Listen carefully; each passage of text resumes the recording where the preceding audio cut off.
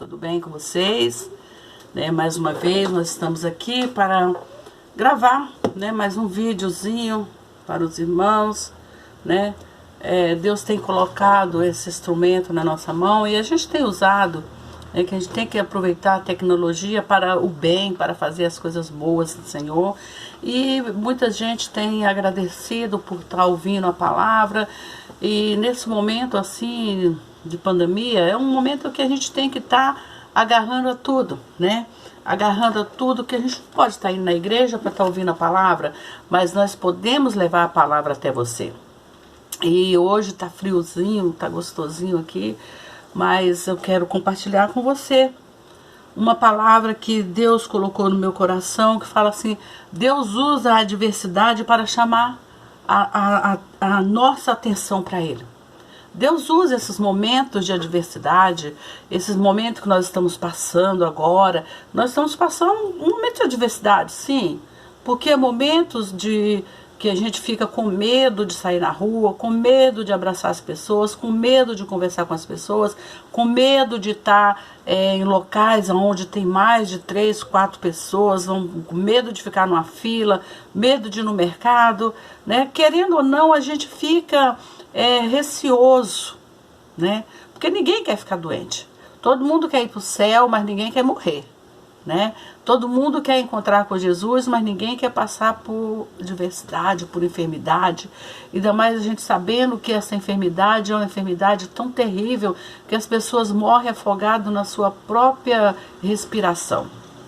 E ninguém quer isso. Aqueles que têm passado por esse processo dessa enfermidade, desse vírus, e saído com vida, fala como é difícil, as dores que sente, o incômodo que é essa doença. Mas hoje nós não vamos falar sobre essa doença, nós vamos falar sobre Deus usa o momento de adversidade para chamar a nossa atenção para Ele.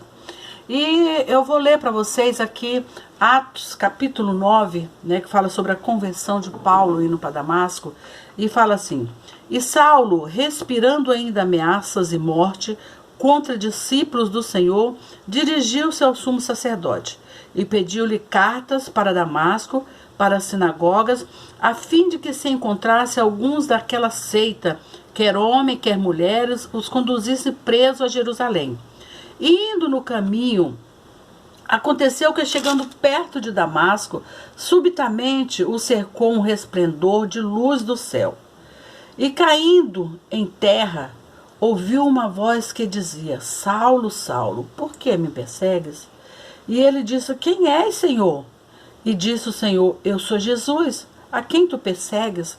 Dura é para ti recalcitrar contra os aguilhões. E ele, tremendo e atônito, disse: Senhor, que queres que eu faça? E disse-lhe o Senhor: Levanta-te, entra na cidade, e lá te será dito o que te convém fazer. E os varões que iam com ele pararam espantados, ouvindo a voz, mas não vendo ninguém. Saulo levantou-se da terra e, abrindo os olhos, não via a ninguém. E, guiando-o pela mão, o conduziram a Damasco.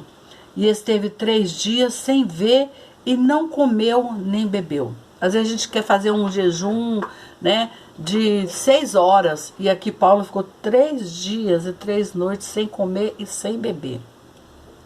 E havia em Damasco um certo discípulo chamado Ananias. E disse-lhe o Senhor em visão: Ananias. E ele respondeu: Eis-me aqui, Senhor. E disse o Senhor: Levanta-te e vai à rua chamada direita e pergunta em casa de Judas por um homem de Tarso chamado Saulo, pois eis que ele está orando. E numa visão ele viu que entrava um homem chamado Ananias e punha sobre ele a mão, para que fosse tornar-se a ver. Respondeu Ananias: Senhor, de muito já ouvi acerca desse homem, quantos males tem feito aos teus santos em Jerusalém. Aqui tem poder dos principais dos sacerdotes para prender a todos que invocam o teu nome. Disse-lhe, porém, o Senhor: Vai, porque este é para mim um vaso escolhido, para levar o meu nome diante dos gentios, de todos e dos filhos de Israel também. e eu lhe mostrarei como deve padecer pelo meu nome. Misericórdia. Ananias foi e entrou na casa, e pondo-lhe as mãos, disse: Irmão Saulo, o Senhor Jesus, que te apareceu no caminho por onde vinhas, me enviou para que tornes a ver e seja cheio do Espírito Santo. Logo lhe caíram dos olhos como que umas escamas. Recuperou a vista, levantando-se, foi batizado. Tendo comido, ficou confortado. E esteve Saulo alguns dias com os discípulos que estavam em Damasco. E logo, na sinagoga, pregava a Jesus, que este era filho de Deus. Então, nós vemos aqui, no meio da adversidade, Deus encontra quem? Paulo, né? Que antigamente era Saulo. E eu estava pensando aqui sobre como a gente é difícil ensinar. Eu tenho visto vários vídeos aí dos pais reclamando de cabelo em pé e assim apavorado por causa das videoaulas, porque como pode os professores dar conta de tanto aluno dentro da sala de aula e eu não consigo ensinar 2, 3 filhos dentro de casa? Como que pode os professores lá dentro da sala de aula com até 50 alunos, 40 alunos? Eu já tive classe que tinha 55 alunos e a gente ensinar, chamar a atenção deles para nós professores, né? Qualquer instrutor lhe dirá que o primeiro objetivo do professor é aumentar a intensividade, o interesse do aluno. Então, o que temos que fazer? Nós temos que chamar o interesse do aluno para aquilo que nós estamos ensinando. Então, uma dica aí para você, mãe, que está passando por esses momentos: a primeira coisa para o seu filho aprender é você chamar a atenção dele para aquele assunto que você vai ensinar. Você não pode ensinar algo algo a quem não está prestando atenção. Você não pode ensinar algo para o seu filho, para o seu aluno ali, e ele está no joguinho, no computador, ele está olhando a televisão, ou o outro irmãozinho está brincando e ele prestando atenção no irmão brincando, né? Ou alguém conversando do lado e ele prestando atenção. Então, a primeira coisa, você não pode ensinar nada para ninguém sem primeiro chamar a atenção dele para você. Igualmente o Senhor. Às vezes, Deus usa a diversidade em nossa vida para fazer com que nos concentramos nele de um jeito novo. Como assim, pastora, chama a nossa atenção na diversidade? Ele chama a nossa atenção, né, quando estamos passando por momentos difíceis com nossos filhos, com nosso marido, com nossa esposa, momentos financeiros, momentos de saúde. Deus chama a nossa atenção.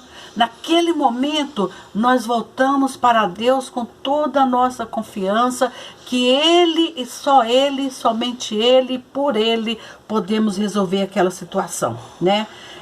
Às vezes, quando Ele usa na nossa vida para fazer com que nós nos concentramos nele de um jeito novo, isso foi exatamente o que aconteceu com Saulo de Tarso, quando ele estava indo para Damasco, enquanto ele viajava, né, para Damasco, onde ele pretendia fazer o quê? Trazer, né, grande perseguição para o povo de Deus, para os cristãos daquela época, né, da cidade de Damasco. Ele estava indo com cartas, com autoridades superiores para prender, para espancar, para fazer o que fosse necessário para que os cristãos parassem de anunciar a palavra de Deus. Nas Escrituras, é dito que Saulo estava respirando ameaça, como nós acabamos de ler agora no verso 1. Respirava ainda ameaças. Olha só, Saulo respirando ainda ameaças e morte contra os discípulos do Senhor, dirigiu-se ao sumo sacerdote. Então ele estava ali respirando ameaça, crueldade, né? A ameaça de morte contra os discípulos do Senhor, né? Parece que a missão cruel de Saulo estava a ponto de ser consumida, né? Consumada, desculpa. a ponto de ser consumada. Ele estava ali para consumá-la. Mas Deus chamou a atenção dele, né, de Saulo, de uma forma que jamais ele esperava, né? Deus chamou a atenção dele de uma forma que ele jamais esperava, com uma luz, né, flamejante, uma luz radiante, uma luz com um resplendor tão grande que ele fechou os olhos, porque ele não podia permanecer com os olhos abertos. Deus cegou Saulo, fazendo ele cair no chão. A luz era tão forte que ele caiu no chão. Ele caiu de joelhos ao chão. Instruiu que ele entrasse, né, na cidade aonde ele estava indo perseguir, procurar os seus perseguidos para ajudar. E ele disse que ali aguardava, por instrução, um homem que ia falar com ele tudo o que ele ia fazer quando ele fosse até aquele homem. E interessante que Saulo era um homem de posição. Ele era um homem de autoridade. E ele não estava sozinho. Ele estava com pessoas ali debaixo da sua autoridade, né? Eu me lembro, eu faço uma comparação aqui com Naamã. Quando Naamã foi enviado para falar com Eliseu, para ser curado das suas lepras, né? Ele estava sendo acompanhado com soldados que eram debaixo da sua submissão. Pessoas que eram submissas a ele, e ele teve que ali diante daqueles soldados que era inferior a ele, a sua autoridade, se despir para entrar dentro daquele rio, né, e ser banhado e ser lavado das suas lepras. Ele teve que se despir das suas vestes reais diante de pessoas inferiores a ele para ser curado, né? Como a gente vai diante do médico e lá a gente fica despido para que o médico nos examina. Assim Naamã fez. E Saulo aqui não foi muito diferente. Ele teve que ser guiado pelos seus companheiros, segurado pela sua mão, introduzido naquela cidade, levado naquela cidade. E a palavra de Deus diz que quando Saulo abriu os olhos, descobriu que estava cego. Quando ele estava com aquela luz, ele fechou os olhos porque a claridade era muito intensa e ele não podia ficar com os olhos abertos. Você já tentou olhar para o sol no meio-dia, olhar fixamente, diretamente para o sol? A gente fica meio cego. Quando a gente tira os olhos, a gente fica vendo bolas coloridas de todas as cores e a gente custa voltar à nossa visão natural.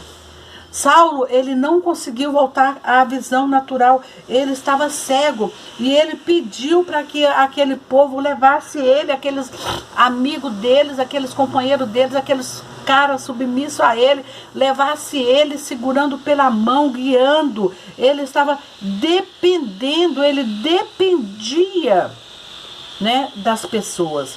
Em um momento chocante, o Senhor obtém a atenção total de Saulo, surpreendendo com a adversidade da cegueira.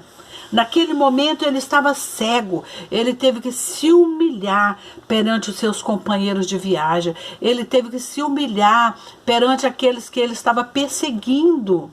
Agora, de perseguidor, ele passa a ser perseguido, né? Deus colocou Saulo exatamente onde ele queria. Saulo se sentiu mais do que pronto para ouvir o Senhor e perguntar, né? No verso 4, ele pergunta, ele estava pronto, ele estava cego, ele estava totalmente dominado. E ele fala assim, caindo em terra, ouviu uma voz que dizia: Saulo, Saulo, por que me persegues? E ele pergunta: quem és tu, Senhor? Quem és tu que eu estou perseguindo? Eu estou perseguindo os cristãos. Eu estou perseguindo um povo que está falando aí de um tal Jesus. Eu não estou perseguindo a ti. Eu não estou perseguindo a Deus. Eu sou uma pessoa zeloso, né? Então ele escuta aquela: por que me persegue? Até esse momento, Saulo não fazia ideia de que estava desonrando a Deus. Para ele, na verdade, ele pensava que estava servindo a Deus, que ele estava honrando a Deus, porque ele tinha sido criado debaixo da lei. E Jesus Cristo, ele veio e agora nós estamos vivendo debaixo da graça, né? Na verdade, ele pensava estar servindo ao Senhor, livrando o mundo dos cristãos. E muitas pessoas acham isso. Período de adversidade intensa resulta em uma viravolta total na vida das pessoas. Foi o que aconteceu na vida de Saulo. Uma reviravolta total. Após alguns dias, ele estava proclamando Jesus. Ele estava na sinagoga falando de Jesus. Olha o que diz no verso 20 que nós lemos.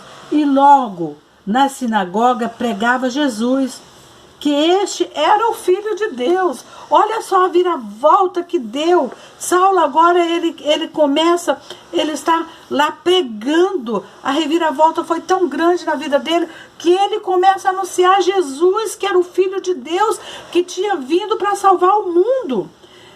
O Senhor tirou total atenção de Saulo na estrada de Damasco e usou a cegueira temporária para humilhar, para transformar ele de fariseu zeloso, como chamando de Saulo em um apóstolo missionário cristão poderoso chamado de Saulo, que espalhou o evangelho e fundou as igrejas em muitas cidades romanas.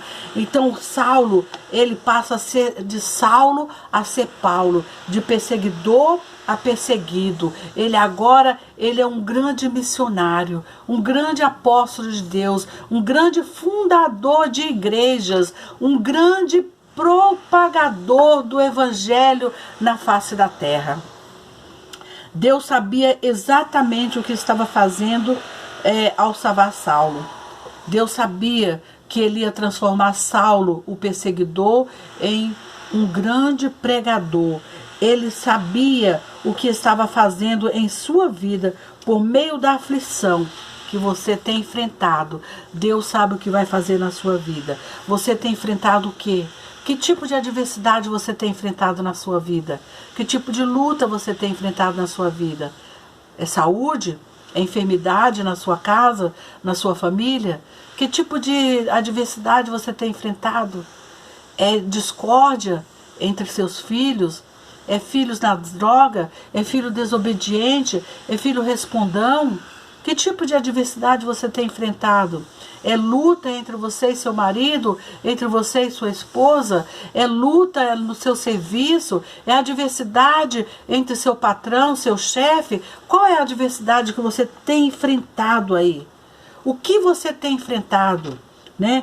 Nunca demore em atender o chamado de Deus. Quando Deus te coloca numa adversidade, é porque Ele quer te colocar em lugares grandes. Ele quer te levar às alturas. Ele quer te levar a lugares a que você nunca sonhou, nunca pensou. Talvez você pense que está passando por um momento difícil na sua vida, mas Ele quer te levar em lugares grandes. Ele quer te colocar em lugares altos. Ele quer te dar coisas maiores na sua vida. Ele quer te dar mais responsabilidade. Ele quer te dar mais privilégio. Ele quer te fazer a mostrar que você vai ter um filho abençoado, um casamento abençoado.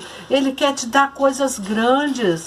Não desista no meio da adversidade. Não desista nos momentos difíceis do seu casamento. Não desista de lutar pelo seu filho. Não desista de orar pela sua família. Não desista de colocar a sua família no altar. Quando Ele permite dificuldade na sua vida, busque-o. Dê-lhe a sua total atenção. Obedeça rapidamente e se humilhe as ordens dele. Dê ouvido o que ele tem a dizer a você. Você jamais se arrependerá de houver entregado a Deus totalmente os seus problemas. Leve os seus problemas aos pés da cruz, ao altar do Senhor. Existia uma frase que eu sempre gostava. Quando eu fazia faculdade, eu tinha até uma camiseta que tinha escrito assim: não fale para o seu Deus o tamanho do seu problema, mas fale para o seu problema o tamanho do seu Deus. Não fala para Deus, Senhor, meu problema é grande, o meu gigante é grande demais, a minha luta está sendo grande demais. Não, fale para o seu problema o tamanho do seu Deus, porque o seu Deus é tão grande que não há problemas, não há luta, não há adversidade que você não vence através do nome do Senhor Jesus. Ele é o nome sobre todo nome. Não há nome como o nome do Senhor Jesus. Não há gigante que fica de pé diante do Senhor Jesus. Não há adversidade que permaneça diante do nome de Jesus. Não há briga no casamento. Não há luta no casamento. Não há luta contra os filhos. Não há adversidade financeira. Não há adversidade na saúde que fique em pé diante do nome que é sobre todo nome, o nome de Jesus. Ninguém pode dizer que se arrependeu de entregar o seu coração e a sua vida para Jesus. Muita gente acha, depois que eu entreguei a minha vida para Jesus, muitos problemas vieram.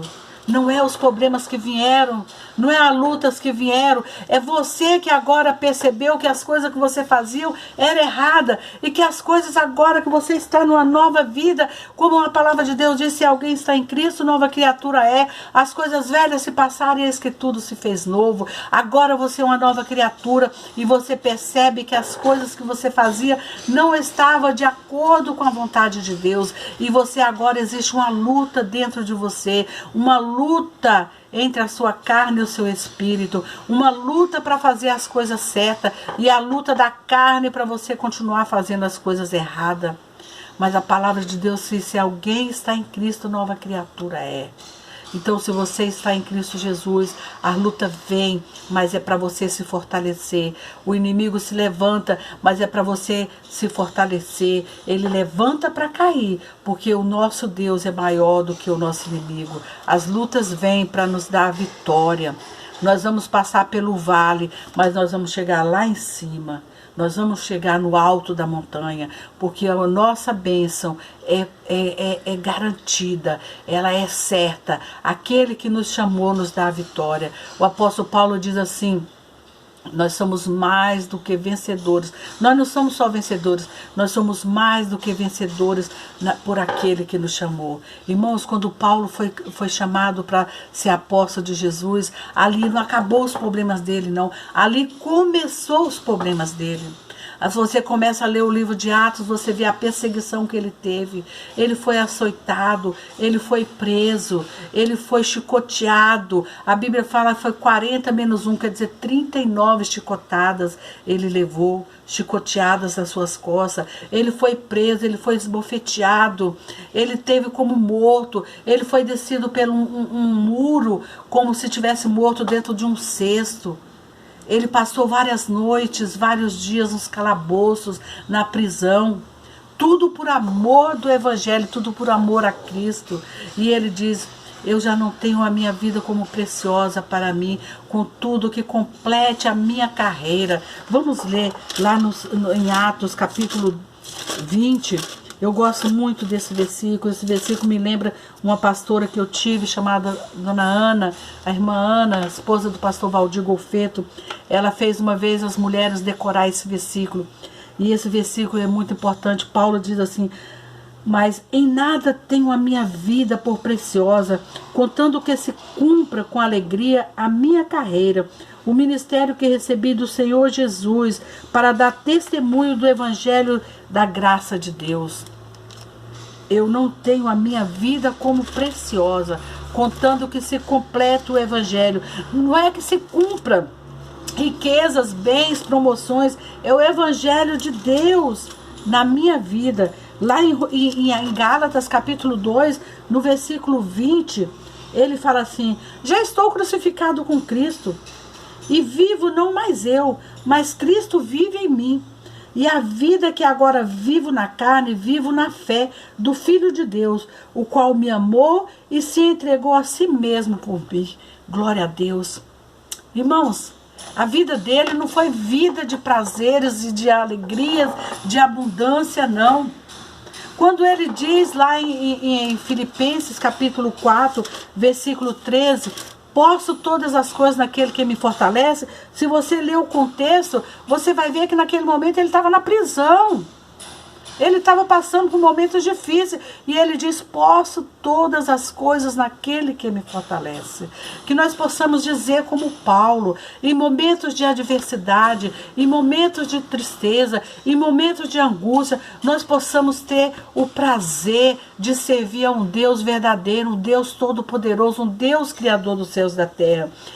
Eu anotei aqui na minha agenda duas frases que eu achei muito interessante, que fala assim, a adversidade é uma ponte para um relacionamento mais profundo com Deus. Eu não sei quem escreveu, é do autor desconhecido, mas ele diz, a adversidade é uma ponte para um relacionamento mais profundo com Deus. Então, quando nós estamos passando por adversidade, é um momento de nós termos um relacionamento mais profundo com Deus, mais intimidade com Deus. E esse autor desconhecido, ele fala assim, o quebrantamento é o requisito de Deus para que você seja usado o máximo. E quando nós estamos quebrantados, quando nós temos um coração quebrantado, o salmista diz, no coração quebrantado não rejeita Deus.